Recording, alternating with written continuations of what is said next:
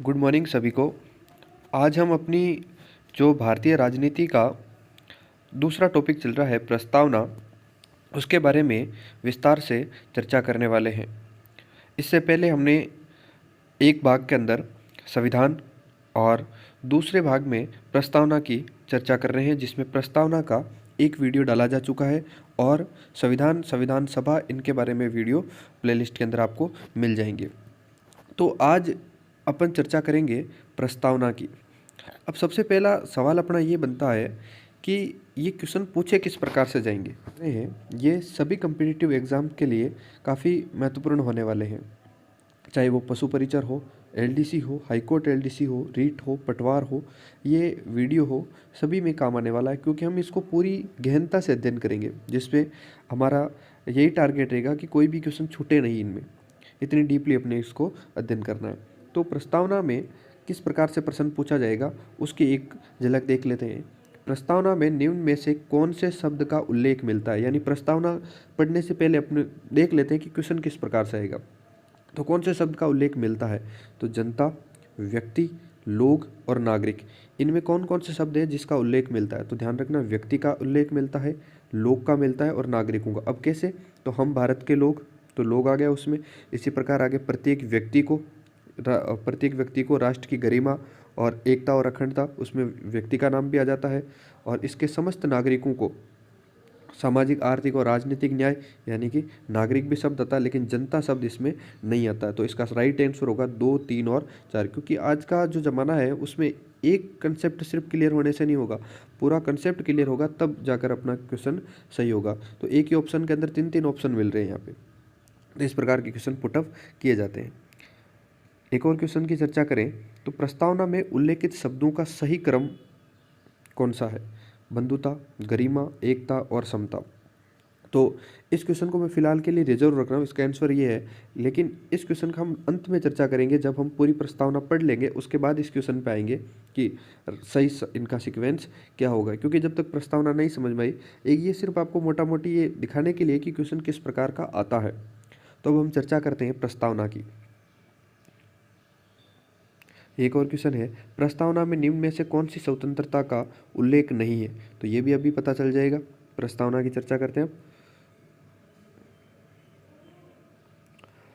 तो प्रस्तावना को याद रखने के लिए एक छोटी सी ट्रिक बनाई है।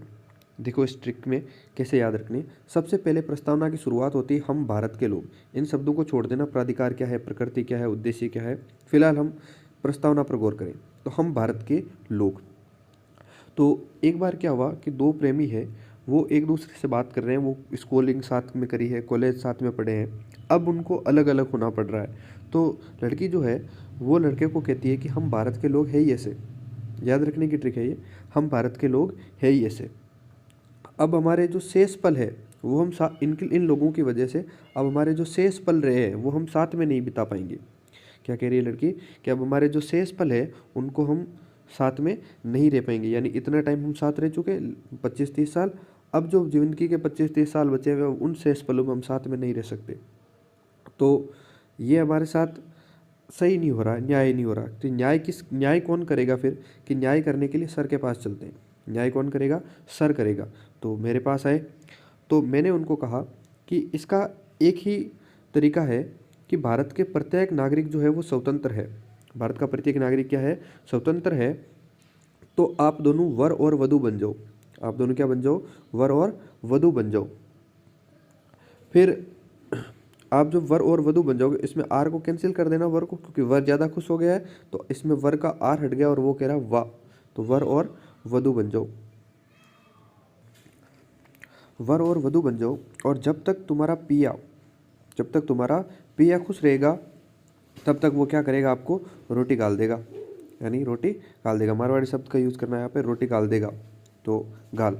अब देखते हैं इसमें अपनी प्रस्तावना किस प्रकार से बनती है। तो सबसे पहले इसमें हम भारत के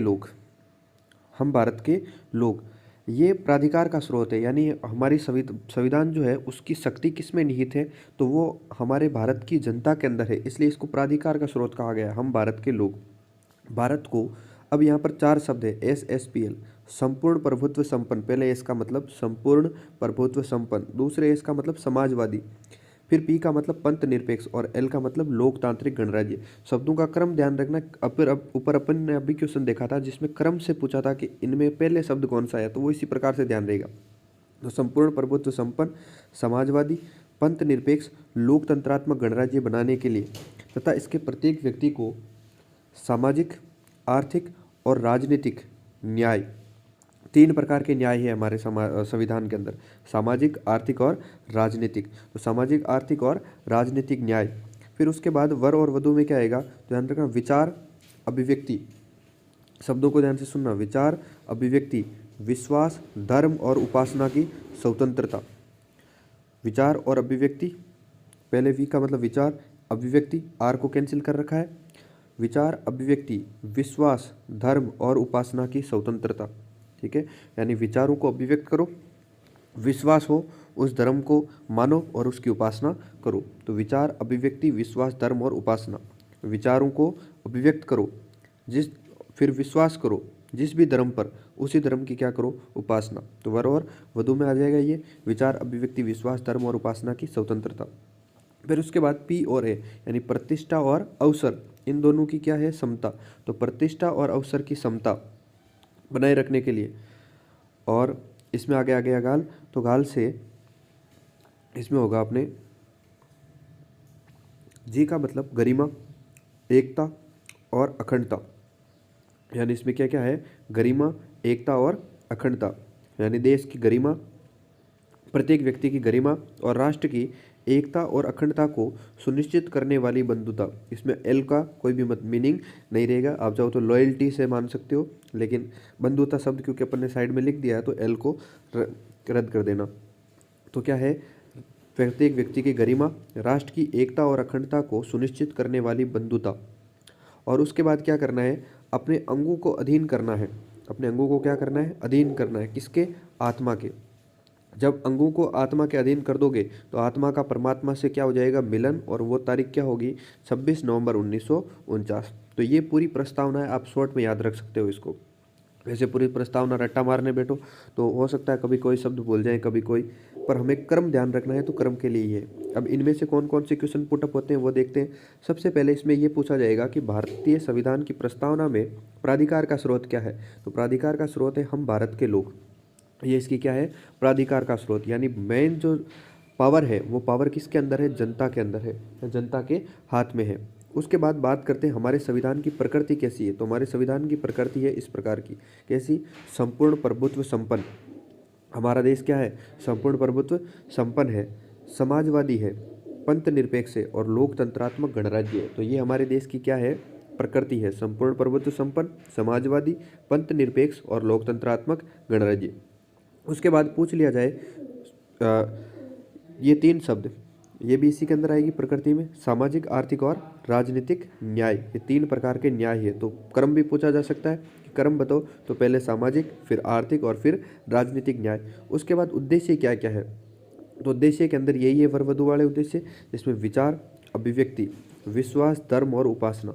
उद्देश्य कौन कौन से, विचार, अभिव्यक्ति, विश्वास, धर्म और उपासना। उसके बाद प्रतिष्ठा और अवसर की समता, ये इसके क्या है, उद्देश्य। इसके अलावा आपको तारीख पूछ लिया जाए तो तारीख को ध्यान रखना, 26 नवंबर 1949 इसको अंगों को अधिनियमित किया गया, आत्मार्पित किया गया। और संविधान को जो कुछ अनुच्छेद है उनको उस दिन लागू किया था, सभी को नहीं लागू किया था, सभी को किया 26 जनवरी 1950 के दिन। तो ये सवाल सीधे सीधे पूछे जाते हैं यहाँ से, तो इनको अच्छे से कहानी को वापस बार बार देख लेना अगर आपको एक बार में नहीं समझ में आई हो तो, और इनको अच्छे से याद कर लेना।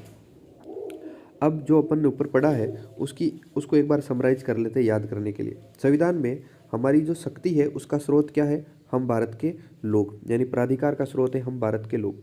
उसके बाद शेषफल, SSPL जो शेषफल था वो क्या है, संविधान की प्रकृति है। अब शेषफल में क्या क्या आएगा, संपूर्ण प्रभुत्व संपन्न यानी संप्रभुता। संपूर्ण प्रभुत्व संपन्न का मतलब क्या होता है, संप्रभुता। अच्छा, संप्रभुता का मतलब क्या होता है, संप्रभुता का मतलब है कि हमारा जो देश है उसके जितने भी आंतरिक और बाहरी जो फैसले हैं उनके लिए वो किसी दूसरे देश पर निर्भर नहीं है, वो सारे के सारे फैसले खुद लेने के लिए क्या है, स्वतंत्र है, ये कहलाती है संप्रभुता। उसके बाद बात करते हैं समाजवादी। तो हमारे देश के अंदर जो पूंजीवादी और समाजवादी दो अर्थव्यवस्था है, उनमें से समाजवादी अर्थव्यवस्था की तरफ ज़्यादा झुकाव है। हालांकि पूरी तरीके से हमने समाजवादी अर्थव्यवस्था भी नहीं अपनाई है, लेकिन फिर भी समाजवादी अर्थव्यवस्था की तरफ हमारा झुकाव है। उसके बाद पंथ निरपेक्षता। ध्यान रखना, हमारे संविधान की प्रस्तावना में कहीं भी धर्मनिरपेक्षता शब्द का प्रयोग नहीं किया गया है, इसकी जगह पंथ निरपेक्ष शब्द का प्रयोग किया गया है। उसके बाद लोकतंत्र, यानी जिसमें जनता का शासन होगा, और गणराज्य। गणराज्य का मतलब होता है जिसका जो राजा है वो वंशानुगत नहीं होकर निर्वाचित होता है, उसको क्या बोलते हैं? गणराज्य या गणतंत्र बोलते हैं। तो भारत भी एक क्या है? गणराज्य है। उसके बाद संविधान के उद्देश्य क्या क्या है? तो संविधान के उद्देश्य जो है, ये क्वेश्चन पीसीआई के अंदर, यानी जो राजस्थान एसआई भर्ती है उसके अंदर ये क्वेश्चन पूछा गया है, और ये वाला जो क्वेश्चन है ये यूपीएससी के अंदर पूछा गया है। इस संविधान की प्रकृति कैसी है? तो संप्रभुता, समाजवादी, पंथ निरपेक्ष, लोकतंत्रात्मक, गणराज्य।